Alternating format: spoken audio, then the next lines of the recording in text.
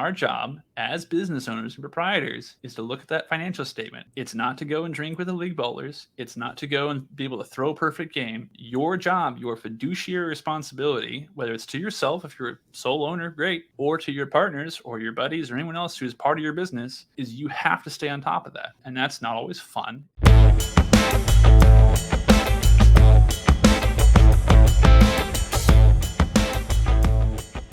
Awesome. So thank you so much for coming on today, Wesley. I'm really looking forward to this conversation. You guys are a really cool backstory, and it looks like you came really prepared today. So for the people who haven't had a chance to meet you, tell us a little bit about yourself and your center. My name is Wesley Heuler. I am the third generation owner operator of Irvine Lanes in sunny Irvine, California, though not so sunny right now. We have been around since, I think, 1980, incorporated, and been here, been part of back in the 80s, there was not a whole lot here. A lot of farmland, a lot of the rest of Orange County, which was not a lot going on. As time has gone on, we have watched the county grow, and especially Irvine. Irvine is, I think, in the top 3 population-wise in Orange County. Now we've got 300 and something thousand people. Wow. For what used to be considered a small city. So we're doing fine that wise. Our demographics, we have a lot of students. UCI is right on the corner. We have a lot of families, and we've just sort of watched the center change over the time. In the 80s and 90s, and even in the early 2000s, we had a lot of league play, and nowadays it's less of that. So as we've gone on, we've been very diligent with how we operate. We've changed and kind of slimmed down and gotten more efficient and better at it. It just takes time and experience, but we're doing pretty well these days. We're happy to do it. We have great employees, we have great staff to help us along the way, and a lot of experience, a lot of institutional knowledge to help. So that's a little bit of who we are. Yeah. And so you said you're third generation, so you're picking it up. I guess if you put in 50 years or so, almost 50 years of work, you learn anything along the way. Yeah, absolutely. I mean, that's the challenge and the benefit, I think, is my grandfather purchased the land and built the property here as one of many projects of a serial entrepreneur. He went from being a doctorate in dentistry and a practicing dentist for many years to turning into golf courses, health clubs, bowling alleys, FECs, anything he could get his hands on or talk his buddies into investing with him in. So this is one of the few remaining recreational centers, and it's a process. I mean, you start out really young and you're getting into the family business and you're wandering around, and at first you're just, my dad had a joke growing up where when you walk into these businesses as one of us, you're the SOB, you're the son of the boss. And that comes with it some good and bad things. But, we learned pretty early on. My grandfather and my dad and my parents made us work pretty early and low in the totem pole, I think, to learn the facility and learn how things grow up. So we've been through customer service. We've been through working with mechanics, snack bar, everything you can think of. Dear God, I've made so many pizzas at snack bar. But now my official title is CIO and a managing officer. So I'm one of the managing officers here, along with my brother and my father. It's the good part is I get to work with the family I get along with very well every day. The rough part, I think, would just be through the process of time, and to my credit of both my grandfather and my father, they have been very diligent about letting us kind of learn and figure it out. And some mistakes, some of them less expensive than others, but you learn through the process. That's how you got to do it. Otherwise, you never feel like it's your responsibility. Right. Has to sting a little bit sometimes. Yeah. Right. Failure is the critical part of the learning process. So they were a good guide in that process to help us along the way, but they've done a great job, which on the other end of the spectrum, which is if you have 30, 40, 50 years of experience in this industry, it's easy to resist change, right? It's easy to get stuck in the ways you've done things forever. And they haven't. They have trained us the same way and said, hey, you're going to go out, you're going to go to college, you're going to learn a bunch of things, bring them back. Help us figure out what we need to do differently than we've been doing, and at least give us an idea. So being able to walk into something and being willing to learn from it has been good for, I think, both sets of generations in this. Right. It's been fun. It's rough times. COVID was a real interesting bit, but it's been good. And these days we just wrapped up. May was a little bit slower. I think April was starting to slow down, but the January, February, and March were all-time record highs for the company. So we are bounced back. We're doing okay. Yeah. It just took a little bit, I'm sure. Yeah. But I like that approach, I guess, that they take, is that obviously you're leveraging 40 to 50 years of experience, but then you're also still introducing new ideas by having you and inject that into the team. So it sounds like it was always kind of the goal or idea was to have you work in the business here. They sent you out to learn some things, come back, started from the bottom, worked your way up, and now here you are today. Yeah. So I got started doing some digital menu stuff for us back when we first put TVs in the snack bar as opposed to signs. I don't know, it's probably about 16 or 17. And then I went to college and got a computer science and telecommunications degree. So my background is in some programming, more IT, and like sysadmin level positions. So then I came back to work for the company full time in 2013. So I've been here about 10 years and about 5 of those as a managing partner, basically. But yeah, a lot of my background is technology, and that's been good, I think, overall. Again, part of those have been some of the mistakes we were talking about before, right? You learn, you try some things, go, well, that did not do what we thought it would do. Right. But that's okay. That's how you get better, and you find a bunch of ways not to throw a bowling ball, basically. But Right. it's also yielded some really good relationships. So we've worked closely in the past with Cubic on occasion and gotten to test out some fun stuff that's part of that tech field. And you don't get to do those kind of things if you're not willing to try some stuff that may or may not work. And so most of it, to their credit, has worked out really well for us. And we've used that sort of a little bit forward. I think we like to say that we're on the cutting edge, but hopefully not the bleeding edge. But we try and be around there. So some years are better than others, but you got to adapt. At the end of the day, if a market is advancing, your demographics are changing, and you don't adapt, the business dies. And so we've tried to stay on top of that as much as we could. So early adaptation of social media marketing back in the late 2000s, just pushing on areas that needed to get pushed, and that's helped us a lot. But we still have a pretty solid league group of customers, and balancing the modern things with projection and everything else, and keeping a customer base that's been reliable and good customers for so long is part of the challenge, I think. But especially for other centers, we are in the minority with what limited number we have for leagues.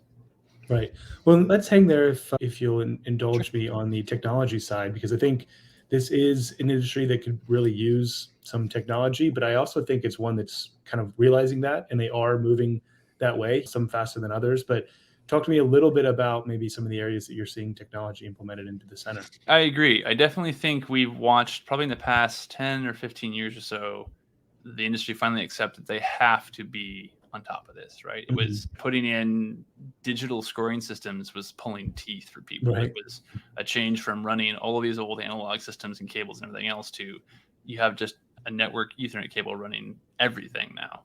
And it cleaned up a lot of stuff and expanded the potential for what you could do with a bowling center, with what you could do with just the pins and the lanes and the ball, right? It allowed us to adapt to a new demographic that was coming up that was less interested in the sport, the sort of higher echelon of bowling, and more interested in just the fun, the family, and the friendly competition with friends or college students or roommates or whatever it was. And so pushing into that has helped us adapt demographics and just be more efficient. A lot of centers who struggle, I think, with even things just like point of sale and like adapting technology to the boring parts of business, which is, hey, how can we gather more data about our sales, about our customers, for how they spend and how they want to spend, and use that to make better business decisions? That can be a challenge. And especially if you don't have any way or idea of how to get that information, you're kind of left floundering. It's just, well, what do we do? Where do we get this? And so that's where occasionally going out and talking to a million vendors at Bowl Expo or something like that is useful, right? Like seeing what is out there and understanding, like, okay, even if 80% of that doesn't really apply to me, if you can find one or two things and go, okay, maybe this is something we should try. Like it may work, it may not work. Sometimes you got to spend money, and sometimes you kind of just got to let it die, but you learn something. And we're back to, if you keep pushing on the innovative areas, you will find ways to make it a better business. So I think for the next sort of up and coming bits, we went over the stuff that has happened. Going forward, I see a lot more automation hitting us faster than I think a lot of people are going to be comfortable with. As labor prices increase, as everything else. I mean, out here, I don't know where it is for most of your audience, but you can get a job at Del Taco down the street for $18 an hour. That makes customer service reps pretty hard to find for college students. So things like, I know Cubic just released a new kiosk system. That's going to be a lot, right? That if you can shave off 30-person line at your front desk and make that easier, you're improving customer experience, you're improving reliability of service there, and you can have less people staffed. And so it's finding the balance of when do we use technology to make this an actually better experience for our customers without sacrificing the actual personal experience as well. You Right. still have to have Mhm. customer service people. You still have to have people out there interacting with your customers, or they're just going to feel abandoned. They're going to feel not attended to. So another tech piece, everything from that to like bar. We installed the first metered gun system here, I think 25 years ago. And holy crap, it's been a genius move on our part, just because you can watch your inventory and your shrinkage and everything else just disappear. So it's trying to find ways to apply technology to boring areas helps a lot. That's just for the business analytics piece of this, is knowing what information to look at is super helpful. And then knowing how to apply technology to those problems, that part's much harder. So it's going to be a process.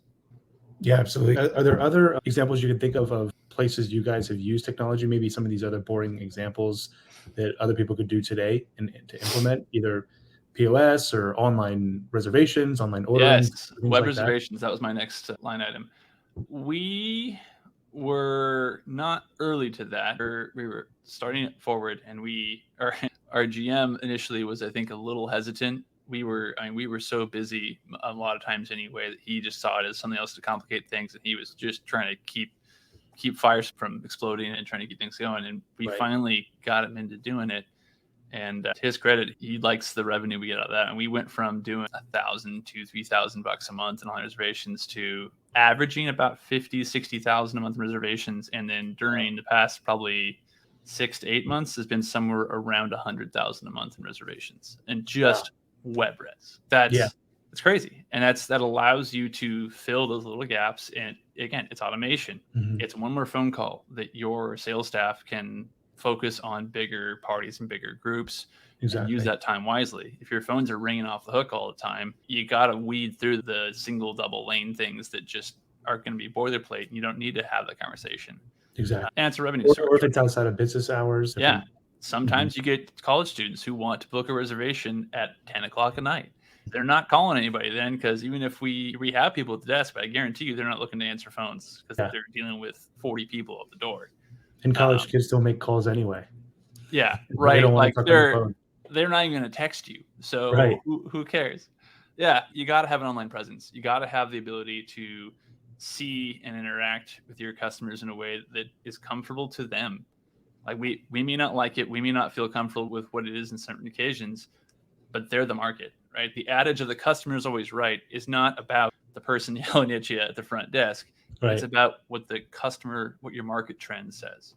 What does your customer base want? And if you can't adapt to that, if you can't provide what your customer base wants, your only options are you stop being a functioning business or you find a different customer base. And for a lot of businesses, that's not possible anymore. So we have to keep adapting, and you have to meet your customer where they're at. Absolutely. Yeah. The pluralistic customer is always right. Maybe not an individual customer. Yes. Yeah. Rarely is the individual customer right. Right. Holy smokes. Yes. One other thing I wanted to ask you about the online reservations is what has that done for your average ticket? Because I hear a lot of theories about how separate purchases almost it like wipes clean the slate of the purchase because it's like a week or a few days prior. And when they come in the building, they're willing to spend even more. What effect have you seen on your average ticket from that perspective? I would have to pull the exact numbers on that. It's a measurable increase. And I don't want to give you a percentage because I don't want to mislead you. But yes, we have observed that exact same trend. The psychological separation between I've paid X and it's a week later, even 2 days later, people just forget what they spent a second ago. Oh, well, now I'm just doing this. I've already paid for it. What's another 20 bucks? What's another couple of cocktails? What's another anything else? Removing friction between your customer and spending money is always going to be a better idea, and not lumping it into a giant sum right when you get there is a good way to remove friction. The on-lane ordering systems and finding ways to make sure people can quickly do value adds and again increases your average ticket price. They want to order drinks, making sure you're attentive with whether it's lane waitresses or anything or anybody who's down there serving people in the lanes. It's one less step of friction. They don't have to get up. They don't have to do anything else. Their car's already in file. They don't even have to think about pulling it out again. These little things you can do require some initial setup, but for the most part, it's not that complicated of a process once it's going. But yeah, our average ticket, I mean, especially when you just look at the added revenue you get from reservation fees alone. We were shocked a little while ago when we were talking to some of the proprietors, and we had been charging like $1 for on the reservation fees and everything. And we thought that was egregious for what it was. And we found out some of these guys are charging like $8 a time. Yeah. I'm like, whoa. So of course, our GM then immediately decided that was a free and clear way to raise that to, I think, $3 now. We're still a pretty good deal. I mean, I think that's the crazy part for us. Most of our competitors are one of two extremes, right? You have much older centers that I won't name that have been around for a long time, older than us, probably 10, 15 years more older. And they feel it. They have not adapted. They have not updated their look and feel. You get the classic, people walk in, they see a kind of grungy 70s era bowling center, and not only the place they want to take their kids. It's not really something they want to spend family time with. The number one bit of feedback we get from any customer, students, families, league bowlers, is, man, your facility is really clean. It's really nice. It was listening to somebody else, the bathrooms are really nice. Holy cow, does that stuff matter? Oh. If your customer doesn't feel comfortable and safe and clean walking to your center, they're not going to come back, because that's what's going to stick with them when they walk out the door. Not the great cocktail they had, not the fun with the different bowling games they had down the lanes. This stuff matters. You got to handle the basics for the hierarchy, Maslow's hierarchy kind of thing. If they don't feel safe, they're not going to do the higher level or the higher paying things. Yeah. So, yeah. Yeah, I really like that as Maslow's hierarchy. Sorry, it's back into some psychology fun there. This is a makes science makes podcast. total sense. Yeah, if the basic things like cleanliness aren't in there, then how can they self-actualize with expensive drinks? Right? Exactly, because that's where self-actualization needs to be. Exactly. Oh man. That's really cool. Cool. So I know you came prepared. What are some other things you guys see working in your center today?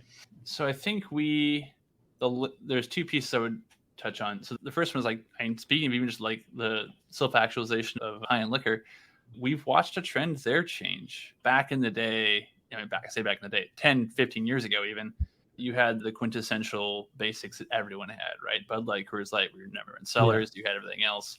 And that was it. I mean, if you tried to put on other fancy stuff, you were going to have a hard time selling that.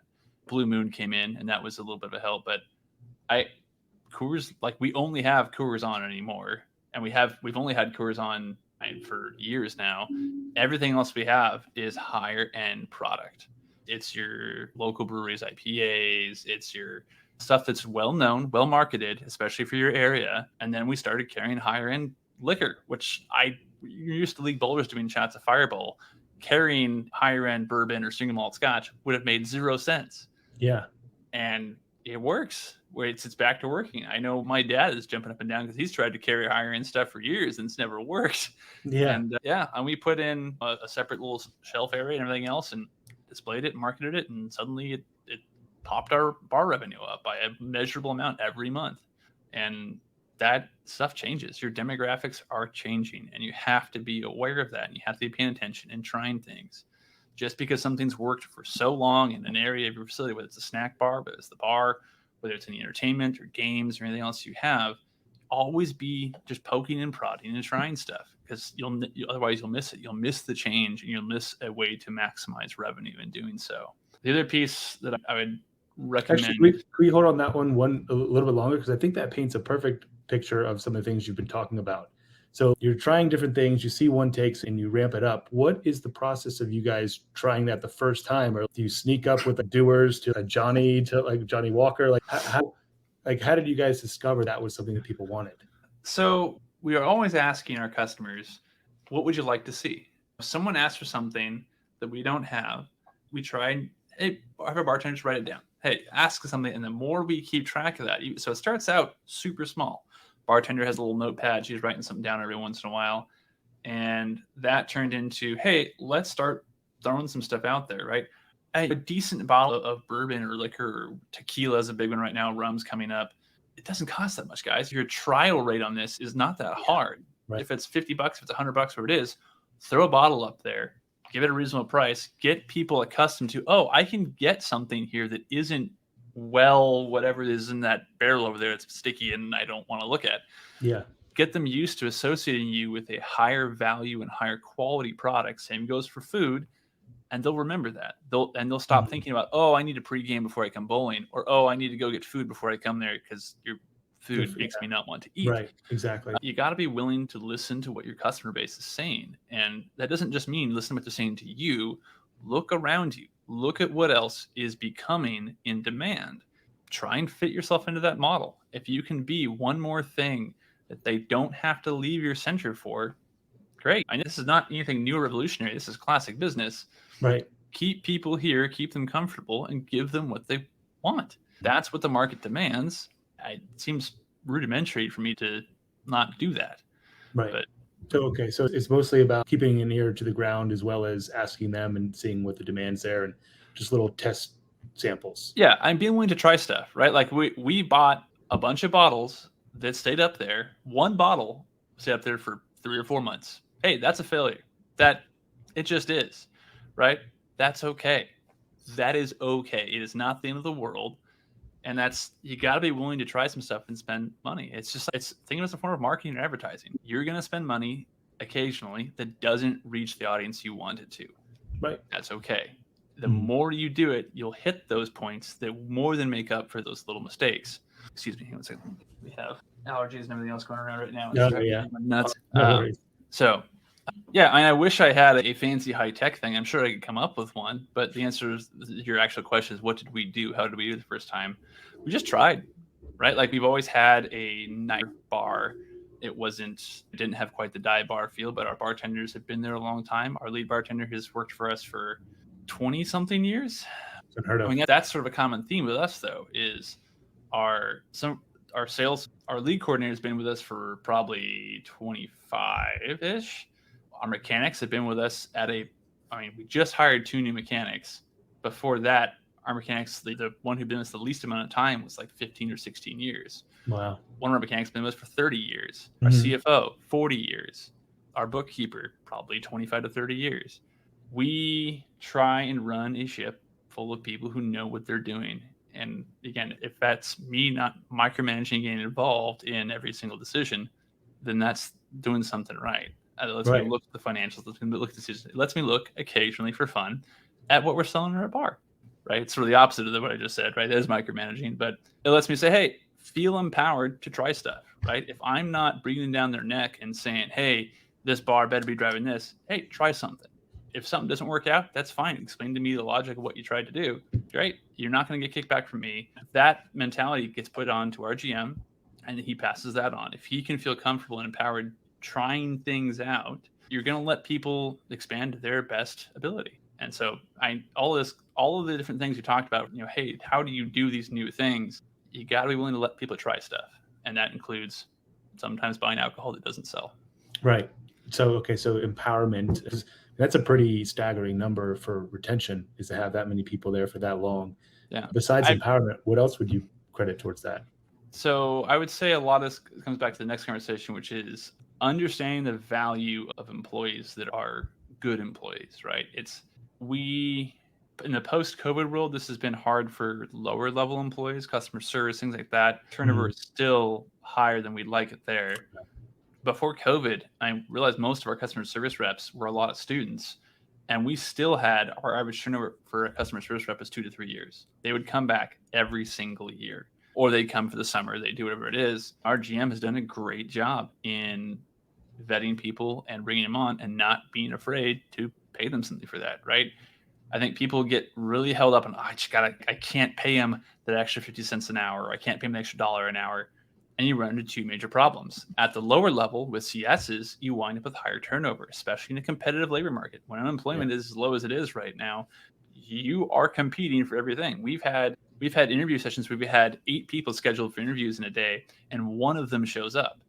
And when you call the 7, they're not lazy. They had other offers that said, hey, sorry, I can't afford to not take this. Right. Cool. More power to you. Being willing to respect people's time and their efforts and their value lets you retain people. And better employees will deliver better concepts, better assistance with management. It helps you train and groom and bring up people to do management positions as supervisors. And I think most importantly, reduces the cost of you having to train someone to do this. And a customer service rep, train the person from scratch, To do it well, maybe a month. If they're involved with parties or corporate groups, it might take longer, 2 to 3 months. That's 2 to 3 months of needing to double staff something Right. to train somebody, or it should Yeah. be. Yeah. And Or if you're provide not doing that, not as good service. yeah, if you're not doing that, if you are not making sure that you have people that do this job well, you're not going to deliver on that product. You're not going to have the customer retention that you want. Our customer retention is really high because we deliver on a product. And that's not that we just roll over if someone is problematic. I mean, we live in Irvine. We live in Orange County, California. We have a lot of very entitled customers who feel certain things very strongly. So we back our staff, we make them feel valued, and that, again, back to empowering your staff to make decisions and sometimes make mistakes within reason. That's important. And so that ties into the last piece. At the end of the day, it's a job. They're not here because, oh my gosh, they love you and they want to come to work and they just can't wait to show up the next day. They're there because it's a job. They're there to show up and work.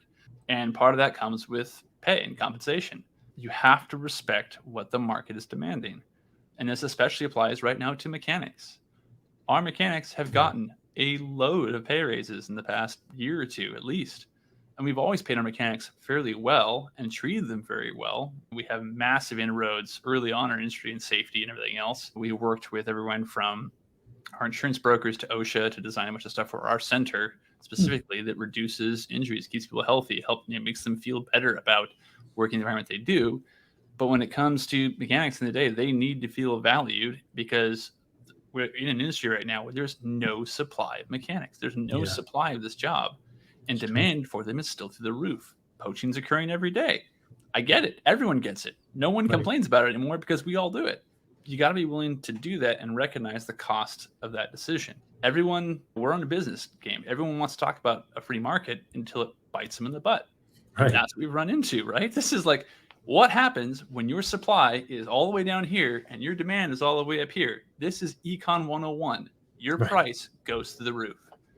Guys, they've earned it. They've gotten to this position. They have the experience. If you have a mechanic with 20, 30 years of experience, that's it. They're all that's left. We have one person who's under the age of, I think, 50 as a mechanic. Really? Yeah. Wow. And he's getting trained. He's figuring it out. But most of our guys, have been with us a long time. We have 3, I think, mechanics here that are full-time. Nobody has it around us anymore. Everyone has an mechanic that rotates between 4 different centers. Right. Yeah. They're literally a dying breed. Yeah, it really is. And we've starting to make inroads a tiny bit in pulling younger people in and training them, being willing. But man, I got to tell you, this is where you find out really fast. Hey, you can't bring on somebody to intern or apprentice for a mechanic for $18 an hour for a little bit over minimum wage. It's too much work. It's too hard.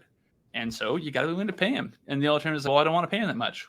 Then you're not going to have mechanics. Yeah. And then you're going to have lanes down. You're going to have problems. And every hour that lane is down is costing you money.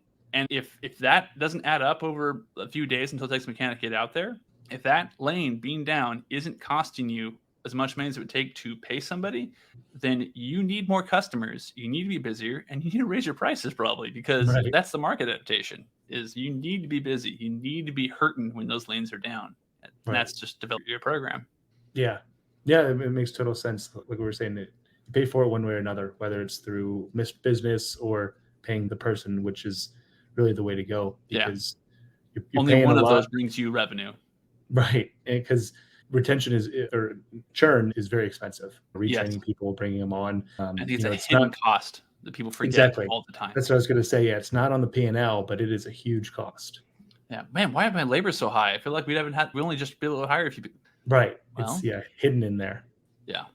Because you got to, like you said, double staff, or they don't do the job quite as well. So it sounds like, as far as your high retention, higher quality people, because they will manage well, you get quality management. And then it seems, and every time I talk to someone who has really good retention, it seems like the management is good. They have good leaders. It really comes down to leadership, because people, the number one reason people leave a job is because of their boss not liking them. So if you have, so if you have good managers, you have the retention. In order to have the good managers, you got to pay them and empower them. Yep. Yeah. Yep. And you got to be willing to, and it's what may feel like I could never afford to pay this person that much money 1 second can change, right? Like we went from looking for an assistant GM or an assistant manager for a little bit, and we had an idea in mind what we wanted this position to look like, what we wanted to pay. It just didn't make sense. It didn't pan out. Couldn't find anybody.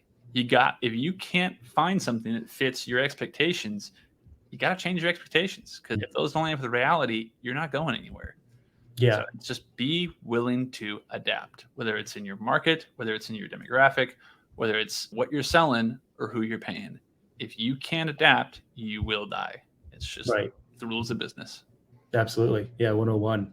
And it almost sounds like there's two markets, right? You got your employee market and your customer market, and you're just basically, every business is the middleman between the two. Yeah. It's you're juggling plates between them, trying to keep them both stable. And it's Exactly. tough. It's the work. That's the job of your upper management and your managing partners. Your job is to make sure that all that stays stable, and that occasionally you're going to have to deal with HR issues. You're going to have to deal with people. These are all people. They're all broken people. They're all going to say and do stupid things sometimes. And that's where it takes time and training and balance to understand, how do I mitigate this? It's the problem with a lot of the management end of this is they don't want to be managers of people in it. And it's like, you have to, right? In the ideal world, sure, we have our financial statements, we get our partnership checks, and we go on with the day.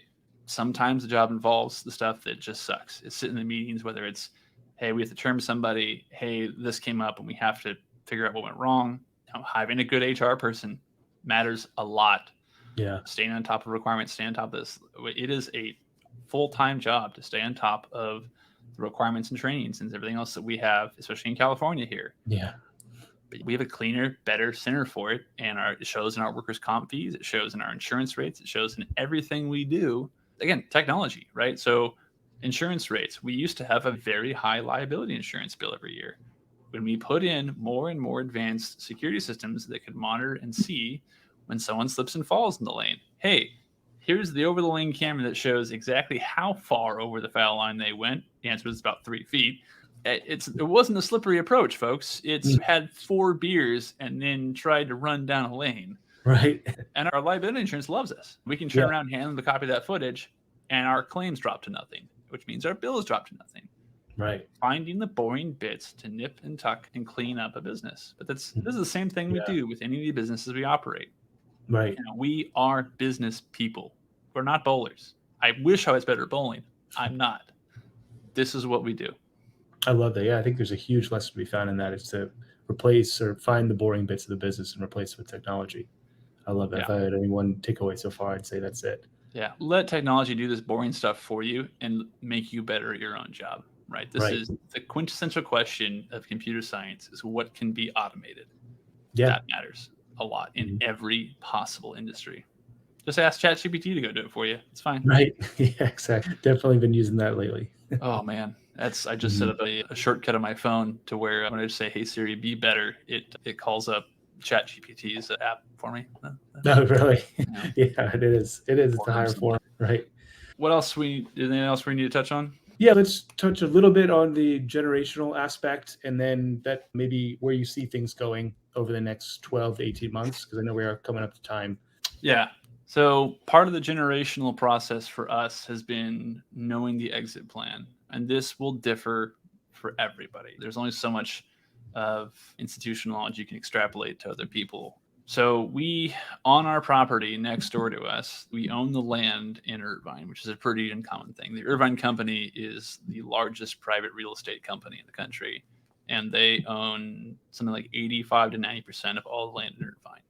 Wow. We are some of the last privately held stuff here, which means the land is highly valued. For a lot of centers who own the land, if you're in a populated area especially, you're going to start seeing shifts to things like mixed use, where you're going to have people still want the entertainment, people still want that part, but you're not going to be looking at a traditional center where you just have a bowling center and nothing else. Mm-hmm. Land is too valuable. So we have an FEC next door to us, Boomers, and their long-term lease is up in a few years here. And our current exit plan is, hey, we get offers all the time from people looking to develop this land into something other than a bowling center for unbelievable numbers, north of $100 million. Wow. Guys, there's no bowling center in the world that can justify you being on a piece of land that's worth $100 million. You just Right. can't do it. And so now that land could be worth that if you have a bowling center and a bunch of apartments above it, or and a bunch of condos or something else. We're going to have to better adapt to a changing market in terms of what our centers are for and what they're the focus of. A lot of cities, a lot of places that are being pressured by their states to put in more housing are loving the idea of mixed use as something where you have 20, 30 lanes of bowling on the first floor, or you have some sort of boutique entertainment down there, and then places above that. It gives people something to do. There's more apartment complexes being built out here that have an entire shopping area below that's shopping, it's food, it's restaurants, it's entertainment, and then housing above that, right? It's, again, pardon the cliche, but somewhat European is the idea here. Because it works, right? It works well. It lets people have housing that doesn't cost $4,000 a month in rent like it is out here. And it's just, we got to be willing to adapt. So for us, we were all sort of growing up in the process of, okay, look, this next cycle, this next 15 to 20 year lease, when this is up, it's going to be your responsibility to work out how this goes. And You're so saying your responsibility. Yes. Personally. So Okay. right now it's me. I'm trying to loop my brother in more on it, and shove some of it off on him. But I get phone calls a couple, 3 times a month at least. Hey, we know you have the land. We'd love to come out and make a deal. We want to make this happen. It's okay. And you have to go through and explain the whole process and have this negotiation bit ready to go. And things change, right? You got to be ready to adapt to, hey, the market's down. Hey, we just had a recession. Hey, we just had a pandemic. All of your plans are different now. And so for us, it was working through that and kind of keeping an eye on things. But and we're back to the regular process. We have a few more years. We'll reevaluate where things are and understand that sometimes the best use for a business or facility, because it's a business, the best and highest use of that property is not to be there. And that's always have an exit strategy. When do I pull the plug?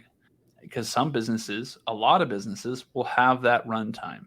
And I think a lot of proprietors struggle with that. Hey, this has been my family for generations. I get it. I grew up here. This facility, these buildings are a decade older than I am, and I'm feeling older and older by the day. So stuff matters. I get it. There's an inevitable attachment to that from both the community and the people who operate it and own it. But that's not what we're doing here. What we're doing here is operating a business. Right. And balancing that with what is ethical and healthy is always pertinent. But what are we supposed to be doing here? And I have a responsibility to all my other partners. I have a responsibility to make sure that this is what is best for this facility and this company. So for us, we have an exit plan. We know what we're going to do. And in the meantime, we're not slacking off. We're not, oh, you know what? We got 3 or 4 more years. We'll ride this out, bump our salaries, and just be done with it. Yeah.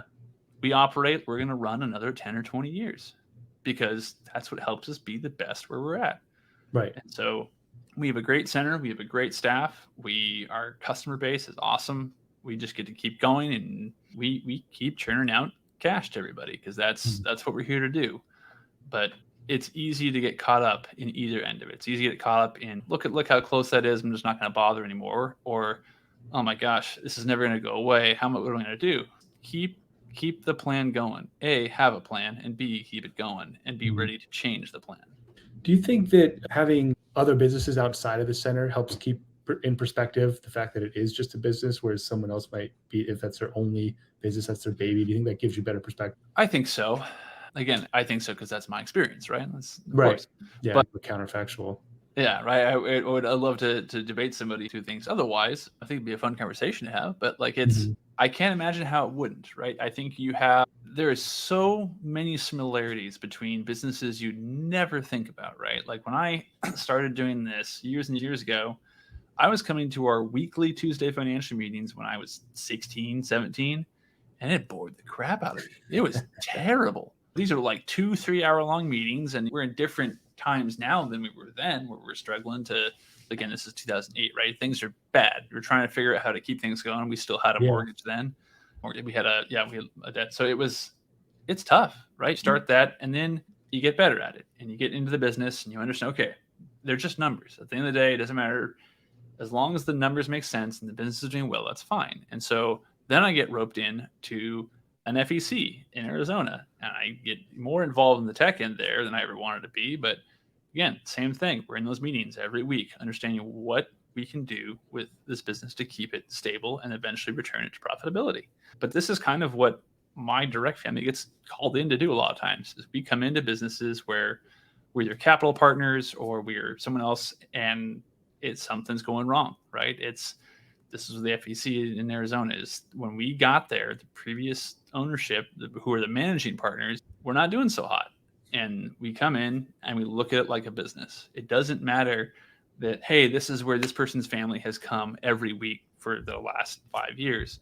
Yeah. That's great. That's a good thing. That means you're doing something right, but you have to treat it like it's a business. And so whether it's that or whether it's the agriculture that we're involved in. My grandfather's first foray into business, aside from being a doctor, was agriculture. He invested in land in California for pistachios, almonds, and that's done very well. And I am now on some of those boards. And I got to tell you, at the end of the day, it's a financial statement. Yes, the industries are completely different. Yes, a lot of the principles we apply need to be adapted a little bit, but the principles remain the same. The way you operate a business, the things you look at for if something's going wrong or needs to be improved are the same. What's your labor? Where's your revenue coming from? How do we clean things up and make this more efficient of an operation?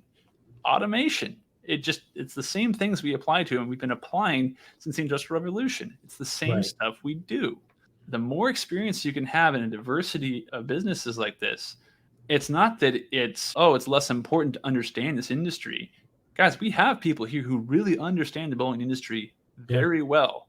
Good. That's what they're there for. You hire them, you keep them happy, and you make sure that they stay confident in that because you're relying on them. That's part of the delegation process. That's why you keep good people who know that.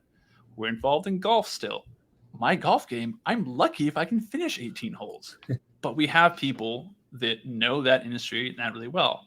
And our job as business owners and proprietors is to look at that financial statement. It's not to go and drink with the league bowlers. It's not to go and be able to throw a perfect game. Your job, your fiduciary responsibility, whether it's to yourself, if you're a sole owner, great, or to your partners or your buddies or anyone else who's part of your business, is you have to stay on top of that. And that's not always fun. It's not always easy. Some days it's really hard. That's what we're here to do. And if you don't want to have that job, then it's probably time to go do something else. You have to work for someone else. That's part of being the owner. Yeah, for better or for worse. Yeah. Right. But yeah. Did I miss lows. anything you wanted me to touch on? No, I think that was awesome. Really enjoyed coming at it from a purely business standpoint. You guys obviously have a lot of experience across a wide array of businesses, and it's really cool to see that thinking applied to the bowling and FEC entertainment. Really cool to pick those up and see how it all kind of, like you said, at the end of the day, it's all financial statements. Yeah. And being able to apply that lens to it, even if it is your baby, but having that across for the business is really cool. Yeah. I don't want to diminish people.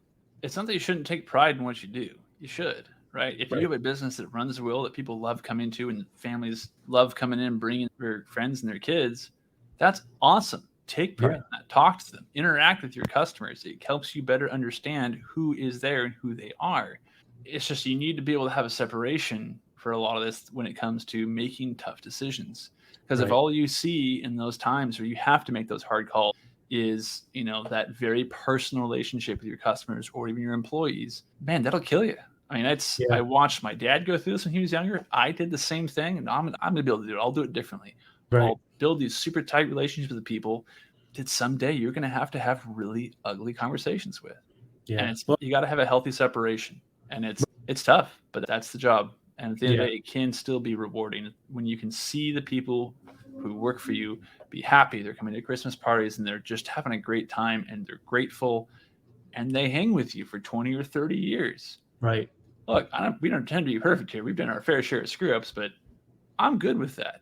If at the end of the day, we walk away from this project and we have employed people for 30 or 40 years and had them be happy to walk away from that saying, man, that was a great job. Cool. I've done right by my employees. Hey, what have we distributed to partners over this lifespan of this partnership? If it's that number of return looks good, then I'm happy with what we've done there. Right. It's a balance, but that's a responsibility. That's the ethical position of an owner. Yeah, that's beautifully said. Couldn't agree more. I love that separation, but it is relationships, but it's a business at the same time, and that's the owner's position. Exactly. Love it. Great. Well, yeah, this has been awesome, Wesley. Really enjoyed the conversation. Sure. If anyone wants to reach out to you to learn more, or maybe they put an offer on that property, what's the best way to get in touch with you? Or what do you want to plug? Boy, I should have thought this beforehand. So you can reach us at irvinelanes.com. That's probably the easiest way to get hold of us is give us a call, come in, say hi. I'm around most days of the week, and I live shockingly close to the facility. So if you ever want to come say hi, please come reach out. We'd love to sit and throw you on a game of bowling or grab a drink. But we have a really good group of customers. We have a really good group of staff. Yeah. So I'd say events at irvinelanes.com if you want to come schedule something out. Other than that, we're just happy to be here. We're happy to serve the community that we're in. Right on. Yeah, well, this has been very enjoyable. Appreciate it, Wesley. Thanks for coming on. Sure.